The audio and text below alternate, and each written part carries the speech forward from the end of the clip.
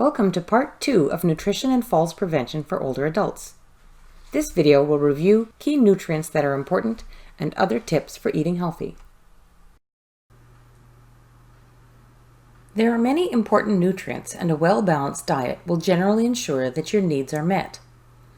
Certain illnesses have more specific nutrient requirements and diet restrictions. We'll just touch on some basic highlights here today, but if you want or need more information about your personal needs, the day hospital staff can help you with that one-on-one. Some nutrients play a bigger role in fall prevention than others. These are primarily the same nutrients that we discussed in the module about strong bones. They include fluids, vitamin D, calcium, and protein. Calcium is important because it helps you keep your bones strong and prevent osteoporosis.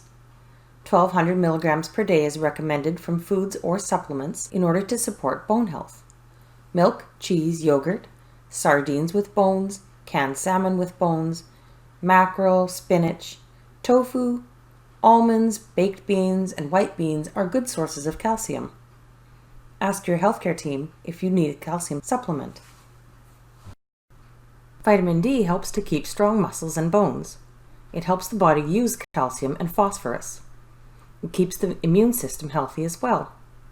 Vitamin D is found in some foods, and our body makes it with exposure to sunlight. Because it's very difficult to get enough vitamin D from your diet, a supplement is often recommended. Discuss taking a vitamin D supplement with your healthcare team. Often, 1,000 international units is recommended daily, but you should not exceed 4,000 units per day, including both the vitamin D you get from a supplement and the vitamin D you get from your diet. Protein is important to help build muscle and strength and also for healing.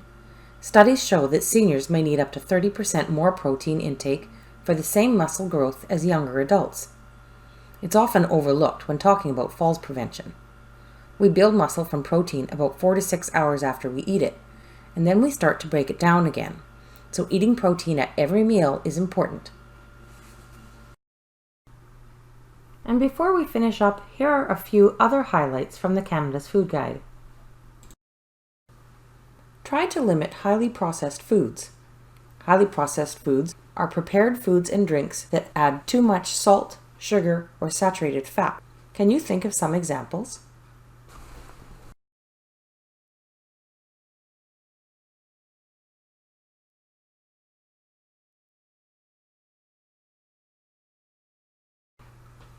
There are a lot of different answers that you could have provided. Processed foods can include sugary drinks, chocolate and candies, ice cream, frozen desserts, fast foods like fries and burgers, frozen entrees like pasta dishes and pizzas, bakery products, and processed meat like sausages and deli meat. It can be helpful to compare the nutrition facts table on foods to choose products that are lower in sodium, sugars, and saturated fat. Here are some ideas for smart shopping. Plan ahead, check your cupboards and make a list. Choose smaller portions to reduce waste or split a larger portion with friends and family. Stock up on healthy snacks, and just remember that grocery delivery services are available at many stores. Remember your safe food handling practices. Wash your hands and surfaces often. Never leave food out of the fridge for more than 2 hours. When reheating soups or sauces, make sure that they reach a boil, and keep raw meats away from other foods. Wherever possible, try to cook more often. Cooking allows you to develop healthy eating habits, rely less on processed foods, and make foods that you and your family like. It can also help to save money. Here are some other tips that might make cooking easier. Prepare large batches and plan for leftovers or freeze them. Use time-saving tools like a slow cooker or mini chopper.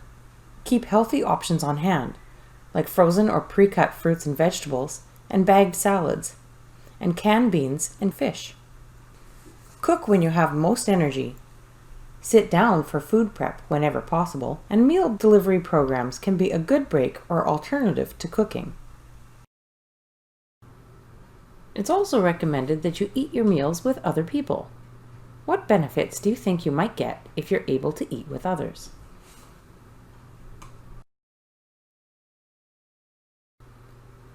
By eating with others more often, you can make mealtime more fun, spend more time eating and enjoying a meal, and increase the amount of food that you eat, which will help you get more of the important nutrients that you need for your health. Well, that concludes our session on nutrition and falls. As a summary, good nutrition is important for preventing and managing all types of illnesses, and eating well can help prevent falls and fall-related injuries. Calcium, vitamin D, protein, and water are especially important for people at risk of falls. Welcome to the WRHA Day Hospital Nutrition and Falls Prevention video.